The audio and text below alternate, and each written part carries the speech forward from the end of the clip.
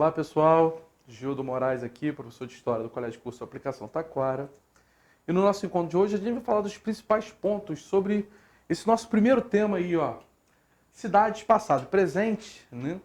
Que é para a gente falar de Mesopotâmia, para a gente falar das primeiras grandes civilizações da história da humanidade. Esse título de primeiras civilizações, galera, já é importante a gente parar para falar disso. Esse título de primeiras civilizações, ele é no mínimo contestável, tá, galera? Porque a gente poderia, por exemplo, falar de civilizações asiáticas, né?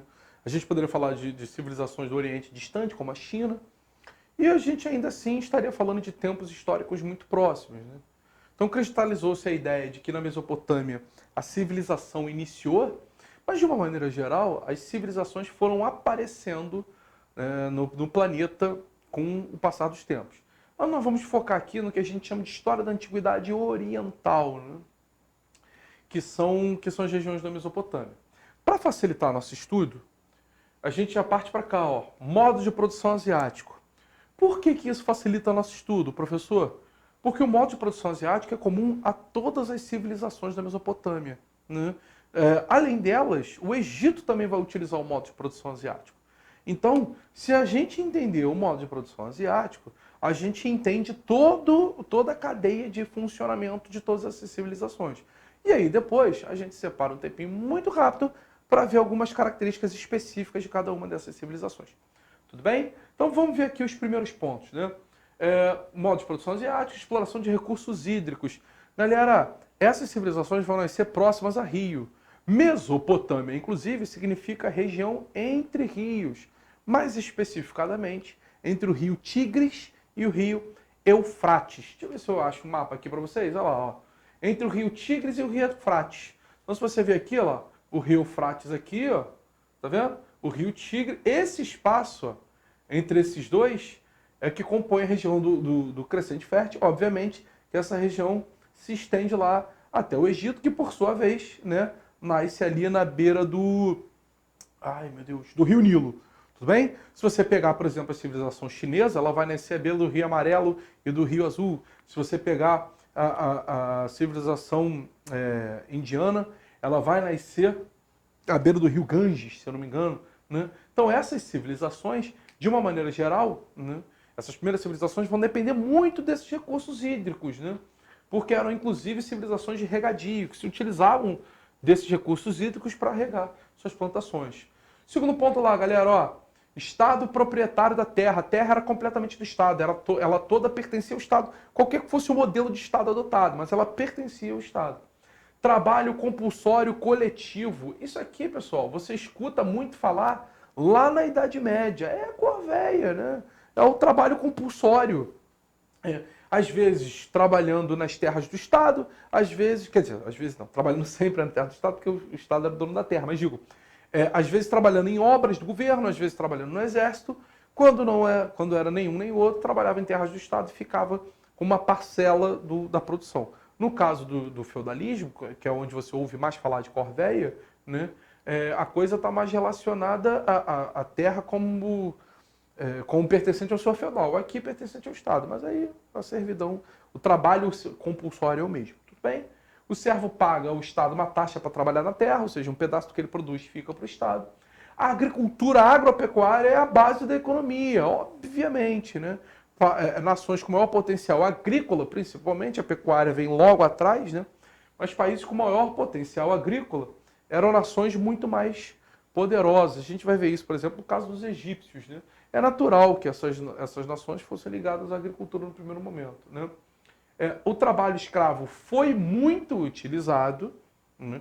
Talvez o relato mais famoso seja da construção das pirâmides do Egito, né? As pirâmides de Gizé, né? Quéops, Khafre e Miquerinos, embora hoje alguns historiadores já contestem a versão de que os hebreus tenham sido de fato escravos, né? Existe uma corrente histórica que diz que talvez por serem trabalhadores especializados, eles na verdade tivessem um outro tipo de remuneração, mas isso ainda está sob discussão.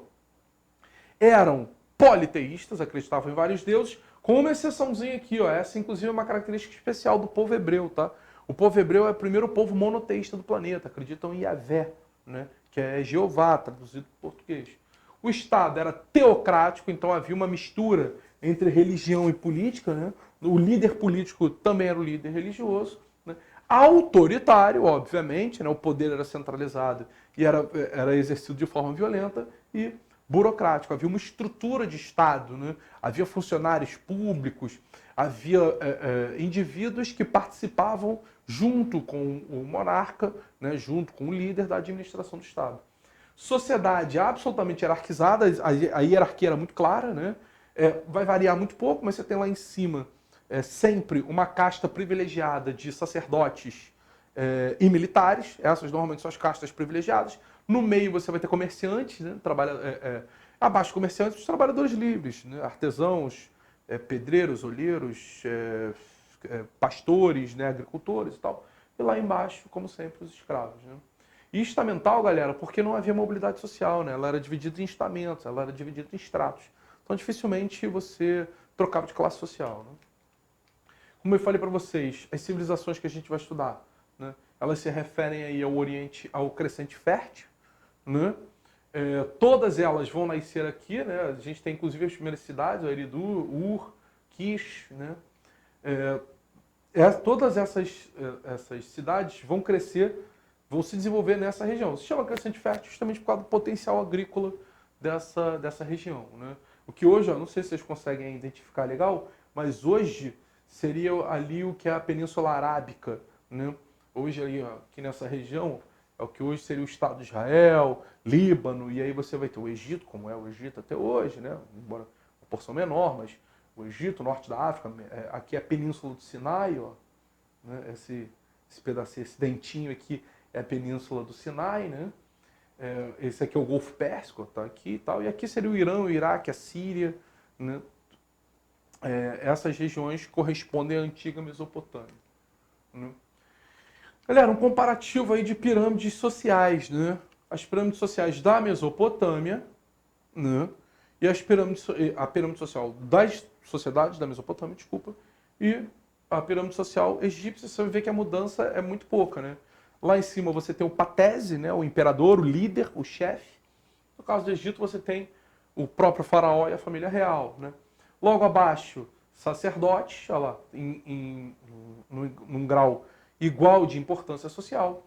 Logo abaixo, uma casta de militares, né? E aqui é o que você vai ter, ó, uma diferença entre a sociedade egípcia e a sociedade da Mesopotâmia, né? Lá no Egito você vai ver uma classe específica de trabalhadores do Estado, né? Chamados de escribas.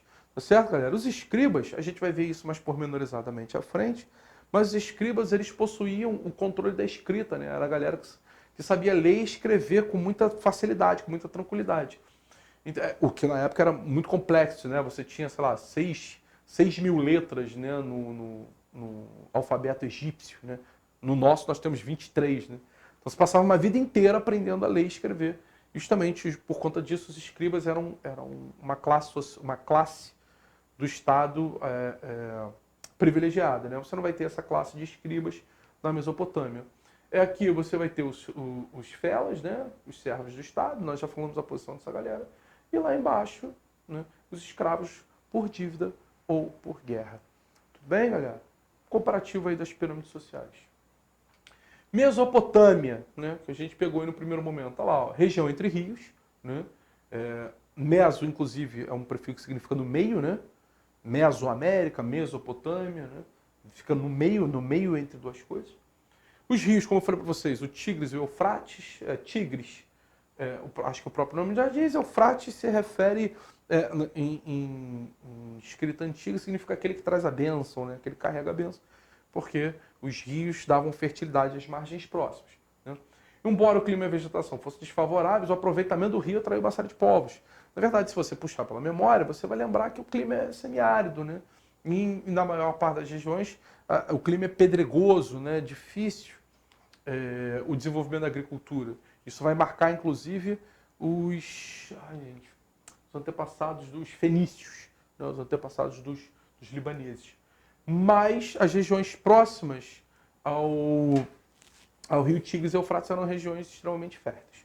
Bem, os povos nós estamos elencando aqui para vocês. No nosso próximo encontro a gente fala de cada um deles separadamente. Tudo bem, pessoal? Beijo no coração de vocês. Até a próxima.